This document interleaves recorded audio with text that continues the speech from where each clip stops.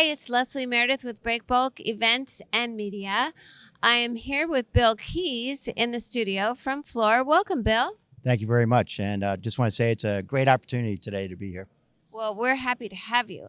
Now, Bill has just finished up on a leadership panel. He had a huge, I think, 8-person panel, and Bill was the lone EPC holding down that side of the bargaining table, shall we say. So there were a lot of carriers who expressed opinions. Where do you stand on issues like consolidation, the outlook on with IMO 2020, and anything else you touched on this panel? I think today's panel demonstrated that the industry's recognized IMO 2020 back because of organizations like Breakbulk 24 months ago, 36 months ago, and this the carriers' partnerships and the transparency they provided to us has really allowed us to plan for this and control some of the risk going forward on pricing. And we're concerned about it, but it's not something that's keeping me up at night because I think the way the industry's responded and been transparent bunker rates and how they're going to be impacted.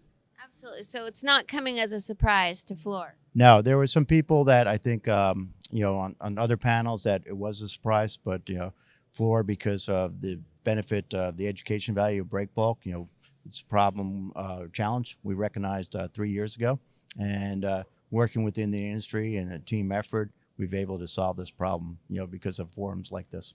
Excellent. All right. So what else came up? The other thing that came up was the consolidation of fleets, and we're talking about the aging as fleets as they're going out, and how some of the tonnage needs to come off the market to bring prices back up. And the way I took it is that some people actually benefit from overcapacity, and we need to keep that in mind because that does help business decisions on the capacity, but also they're shortening that capacity going out in the next 5 to 10 years is something as people are doing planning for mega projects, in 2025, 2026, it's almost around the corner, and that impact is going to do that. You need to take that into consideration. As an example, Fluor was just recently named with a couple of joint venture partners for an opportunity in Mozambique. And, we started planning that back in 2014. Is that right? So for the first phase, and now, we picked up and we've refreshed our pricing along the way. And that, again, demonstrates the need for transparency and partnership and, within the carriers as well as the forwarders. It's a team effort for us to bring these projects on. Absolutely. It takes a lot of collaboration and transparency, as you say. Yes. So tell us, okay, we've got the Mozambique coming up. What other projects and what types of projects and regions in the world look most promising to you?